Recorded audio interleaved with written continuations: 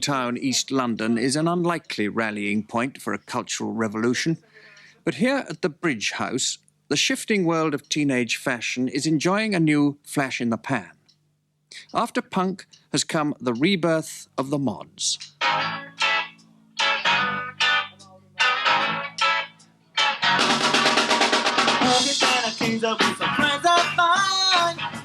Monday night at the Bridge House is now Mod Monday, when bands like Squire entertain the troops of the new mod army.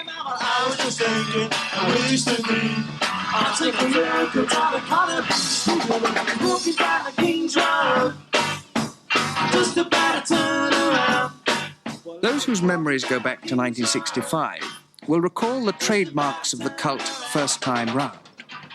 And they've hardly changed. Italian scooters, short hair, a trim appearance, and deafening music.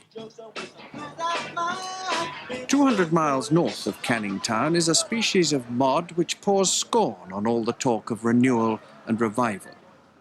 In Yorkshire, the mods haven't come back, they've never been away. And they rather resent all the attention being paid to London mods, who are mere novices at the game. Do you reckon that they're not true mods? No, I don't. Our club's been going 4 years now. 4 years. 4 years, and they've started past 6 months. It's not on there. There is one or two southern scooter clubs, and they fetch them in vans, the scooters, like. And Matt said when we go down Brighton and that, they fetch them in van. How do you mean?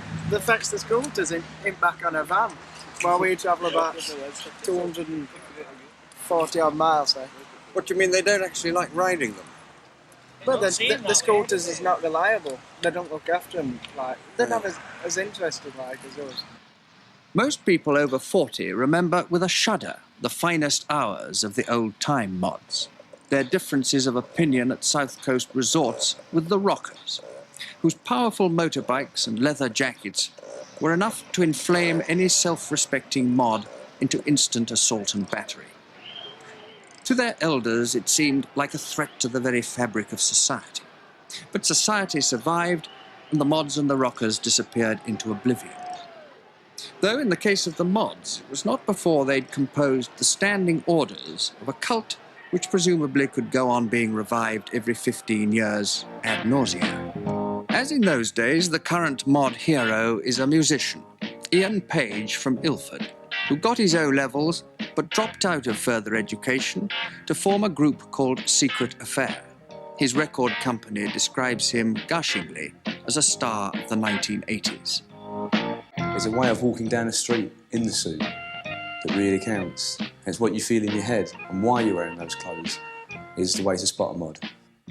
All youth culture is trying to say the same thing. It's young people trying to make their voices heard, searching for an identity, trying to discover themselves as an individual. Every young person tries to do that, and this is a new way of doing it. It's a fashion. Up in Yorkshire, there's a solid, well-established flavour to the mod fraternity. Whereas in London, you feel the whole thing might fizzle out tomorrow if something more interesting came along. Here in York, for instance, the local scooter club has been going for 5 years and could last another 5 with no trouble. These boys inherited a passion for Italian scooters from younger uncles and elder brothers, who were mods in the good old days. The important thing is to have an original Italian model, and not the later version made in India. Then you can customize it to your taste by painting murals on the panels and fitting as many wing mirrors as the machine will take.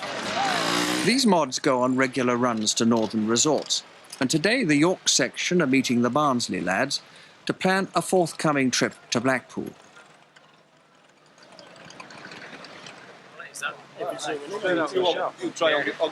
Many of these northern mods were extras in the film Quadrophenia, a celebration of the dear, dead, uncomplicated days of 1965, when there was something to fight for and someone to fight against. Would you regard the rockers as your traditional enemy or not? We saw some on his way from Southend, didn't we? Great chopper men. Great dirties, I tell thee. Clothes were ripped out like one. Did you speak to them? Nah, they're going to kick us off. They're coming across for a word, I shit me saying. Every teenage craze has one thing in common. there's money in it for somebody.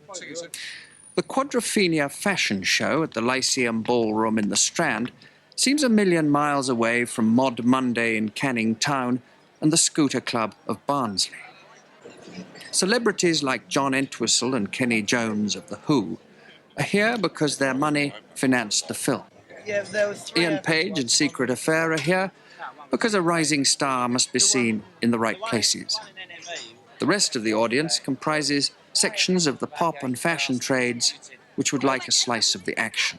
This is high fashion mod, an extremist version of the standard article which you can't help suspecting no one outside a fashion show will ever wear. As the man who discovered Twiggy, Justin de Villeneuve has an eye for these things. After all, the 60s was his period. When the mod culture died out, suddenly pop art and op art started becoming the big thing. And we pioneered that with Union Jack jackets and T-shirts with targets on, stuff like that. And we got ignored completely. No one remembered The Who was instigating that. And now we figure, well, if there's going to be a new mod culture, why shouldn't we partake in some way? I mean, is it just purely a commercial venture? As far as I know, yes. I felt almost insulted by it, really, especially as it was The Who. I couldn't... They have such a reputation, you know.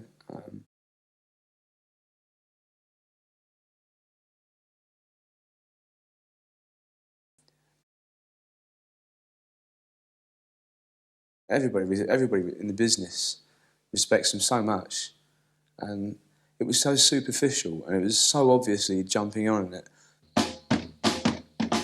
If Ian Page and Secret Affair are ever to rival The Who in mod mythology, it probably helps if they now believe their old idols have feet of clay. Secret Affair are currently rehearsing their first LP at a studio in Notting Hill, and that's a privilege granted only to the lucky few in these days of expensive recording. People say, well, who are the enemies of mods? You know, who do they fight? Because last time round it was rockers, wasn't it? And it's not punks, it's not rockers, it's not Teds, it's the media. It's the big business people, the people who are trying to control our lives. That's our enemy. But you're getting brought into the media and the big business, making albums and singles and getting into the charts, aren't you? Yeah, but we're doing it, not other people. And we're not exploiting anybody else, because we belong with those kids. And those kids want mod music and mod bands, and we're giving it to them, which is a fair swap.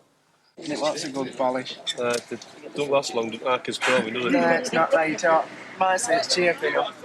Some give the mod revival 3 months before it makes way for the next cult of the moment.